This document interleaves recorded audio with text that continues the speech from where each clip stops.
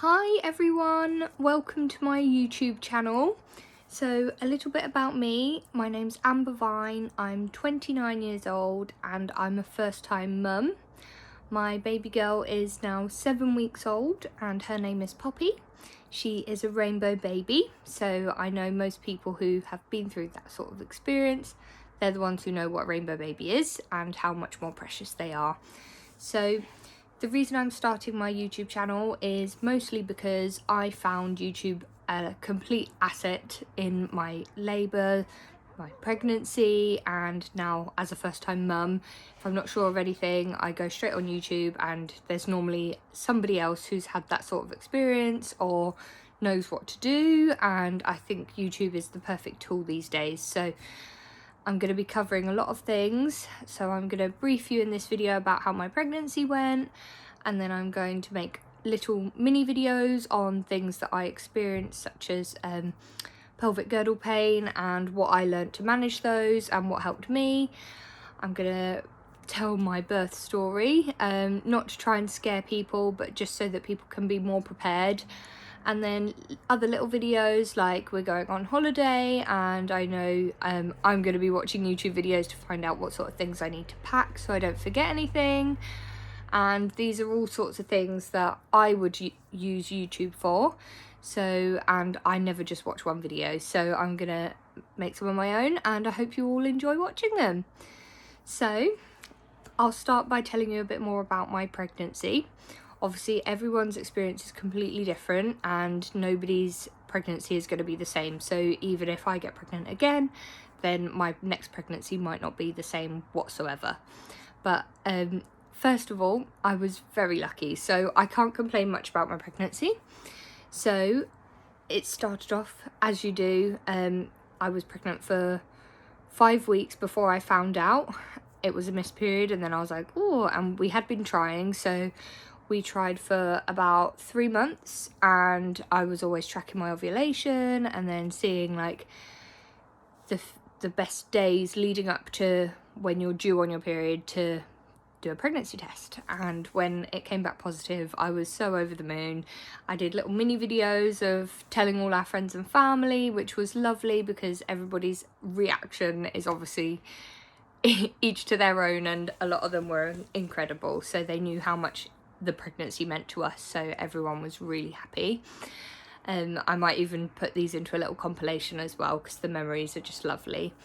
So yeah, we found out at 5 weeks, and due to complications in our first pregnancy, we got a early pregnancy scan at what would have been 8 weeks, but then they found out that I was actually maybe 7. So we had 7, 8 and 10 week scans with the early pregnancy unit, and they were all doing really good. So we were over the moon, and then we got discharged from early pregnancy unit. And then our next scan was due to be at 12 weeks, but unfortunately my pregnancy notes and everything got lost in translation going from early pregnancy unit to the standard pregnancy unit at our hospital. So I was ringing up at 12 weeks saying, I haven't had a letter about my scan and I'm nearly 13 weeks now. And then they were like, oh, okay, don't worry, they're all a bit backed up, you'll get a letter when it's come in. And then it got to 14 weeks, so I rang again. I was like, oh, I think I was meant to have a scan at 12 weeks. And then they looked into it a bit more. So we went on the date we thought we were 15 weeks, and they said, oh, you're actually 16 weeks. So we were like, gosh. So the first part of our pregnancy felt like it was just over and gone really quickly. And during that time, when I was 12 weeks pregnant, there was so many changes going on at my workplace. They were going to implement 12-hour shifts. And because this pregnancy meant so much to me, I didn't want to put my body under extra stress, and the shifts were killer anyway, doing 8 hours in a first trimester. So I don't know if anyone's made you aware yet, but first trimester is exhausting. I don't know what it is. I was only a receptionist at a spa. I say that, I'd run the cafe and do like loads of steps a day because I had to go up and downstairs every time I thought somebody might want a drink. And so yeah, it was tough and it was exhausting, and there was no chance I could do 12-hour shifts. But then it turned out that wasn't going to go ahead. But just in case, I said to my manager, oh look, I wasn't going to tell you until I had my 12-week scan, but I'm pregnant. And then they oh well, do you know what, I'm gonna have to do a whole video on this one in itself, not to slate the company, but they offered me a promotion, a raise, and an extra position on that day. And then I told them I was pregnant, and then the following morning they sacked me. So there is very much of me that believes that I got fired because I was pregnant, because they didn't really give much other reason as to why they fired me. But anyway, I'll make a whole nother video on that, because I did find a lot of resources that could help me, which were helpful, and God forbid anyone else find themselves in that position, because it was horrible. I was under a lot of stress anyway with the pregnancy and hoping that everything was okay. So the last thing you want is to get fired at 12 weeks pregnant, then find out that you're actually nearly 16 weeks pregnant, and then I had to find another job. Anyway, I'll do another video on that. But my point is, I didn't have any negative symptoms, luckily. I didn't have any morning sickness. I didn't have any complications until, and then I got another job, and I was really happy to be in another job, but I didn't want to tell everyone in that job that I was pregnant straight away, because legally you don't have to. So I then waited until I was, it was at my 16-week scan that I thought, oh, I better tell them because I'm further along than I thought. And they were all lovely about it. But then 19 weeks came, and all of the negative symptoms hit me like a train. I'm not even joking. I was getting nosebleeds. I was feeling dizzy all the time. I passed out a couple of times. I was nauseous all the time, but I wasn't actually sick. And then they said that it was like acid reflux or something like that. It wasn't heartburn because my heart wasn't burning, but I had acid reflux, which was horrible, and they put me on omeprazole or something, and because I was drinking like a bottle of Gaviscon a day, and that's not good apparently. So yeah, I got all the negative symptoms in week 19, and then luckily they calmed down a little bit.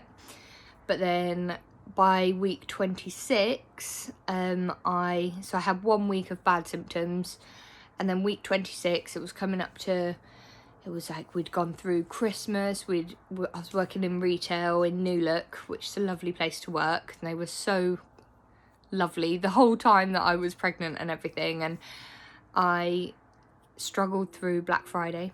I struggled through Christmas, and anyone else who works in retail knows that that's really exhausting anyway, let alone being pregnant. And I was a visual merchandiser, so with all the sales, everything was moving around all the time. And then this one day came, and I was doing accessories for the day, and I loved doing accessories, and I had to rework all the accessories in the store, and I was really enjoying what I was doing, but it did mean getting up and down all day, and I overexerted my body. I ended up in hospital that night because I physically couldn't walk. I was in so much pain that I couldn't walk, and I was crying on the sofa, and I was saying to my husband, there's something wrong, like I shouldn't be in this much pain. It felt like a really awful period, and cramps, and like somebody was inside twisting, like everything. So we went to hospital, and they said that I'd potentially torn my pelvic floor muscle. And I'm sure if anyone's had pelvic girdle pain before, then they know that that's uncomfortable as it is. And I said, okay, so how long, like, when am I going to start feeling okay again? And they said, okay, well, if you've torn it, 6 weeks, you're going to be not walking at all. You're barely going to be comfortable doing anything. And then it should start to get better. I was like, okay, God. And they said, if you've only, like, pulled it, then it's probably going to be 3 to 4 days, and you'll start feeling a bit better. I was like, okay. And then during like all the checks that they do in the hospital, they obviously checked the baby over, and they realised that she had an ectopic heart rate, which means that it was basically skipping beats, or it was very irregular, they said. So obviously we panicked a little bit, and they took that was the midwife on the Doppler, so then she got the doctor to have a look and hear, and she didn't like it either. So then they got the sonographer to do an emergency scan, and he could, like, you could see on the screen, and all three of them were looking at it like, yeah, that's not normal. So obviously we started panicking, and then the doctors signed me off work because they said, oh, you've overexerted yourself, you're going to be in pain for the next week or so at least anyway, and then we'll go from there. So I signed off work sick, and then a week later she still had an ectopic heart rate, and then it was just irregular, so then we decided to sign off sick permanently until the pregnancy was over, because obviously it wasn't worth risking our baby's heart rate, and I was struggling anyway, so, and hours had been cut, so they didn't really need me, so I didn't feel too bad about signing off work so soon before my maternity leave would have started. But that was all in all. So in terms of my pregnancy, it was actually not that bad in terms of like negative symptoms, didn't get any morning sickness. The ectopic heart rate was really scary because obviously we didn't really know much about it, but after a few weeks it was perfectly regular again.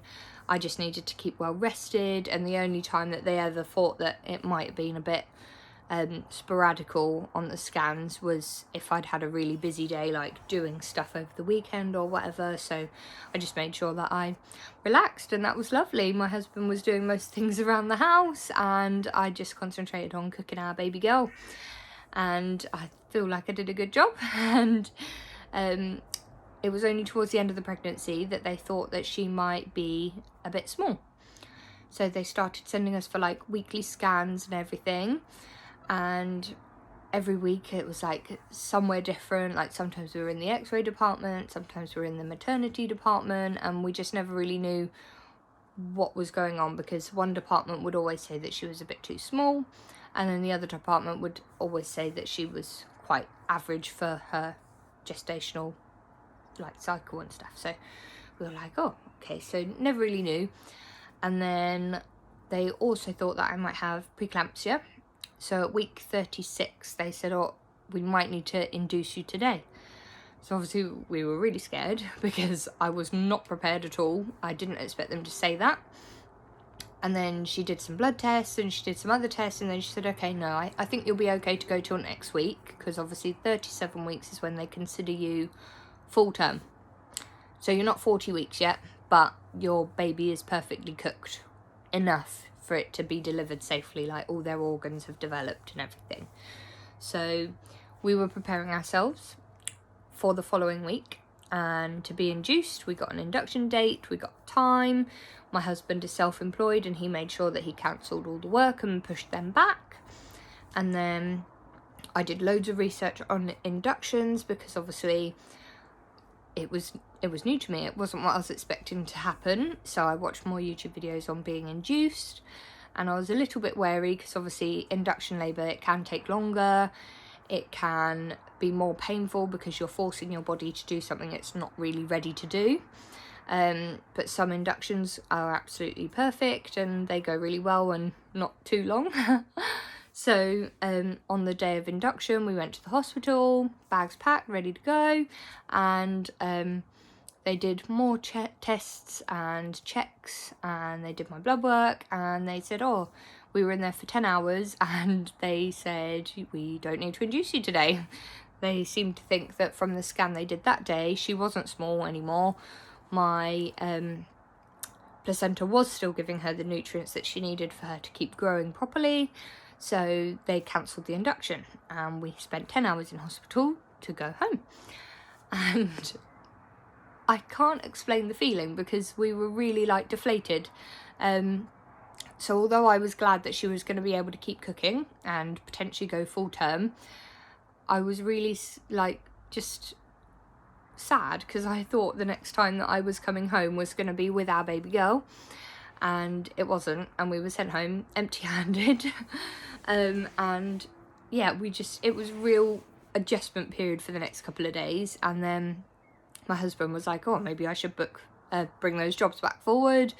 And I was like, well, technically I could still go into labour any day, and we just didn't really know what we were doing for a couple of weeks. And then I had latent labour for well over a week, and I'm going to do a whole video on my actual birth experience, because it was, what's the right word? Horrendous. Yeah, I'm going to go with horrendous.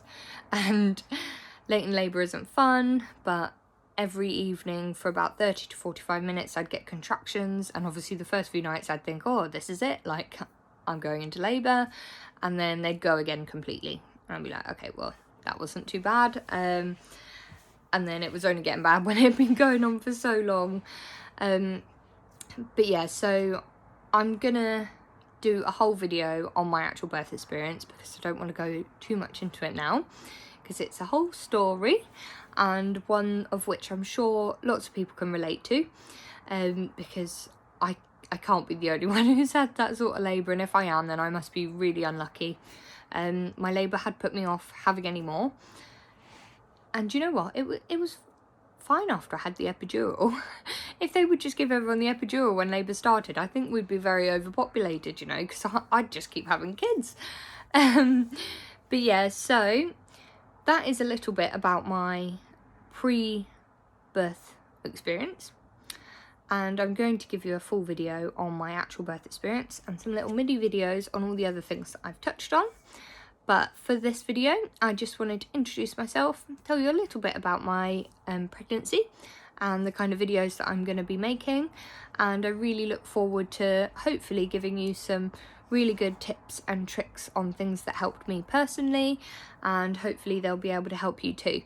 So I just want to say thank you for watching, and I hope we can really get to know each other well through these videos, and if you want to leave any comments or messages, I'd be glad to get back to you and we can become mum friends. Alright, thanks for watching, bye!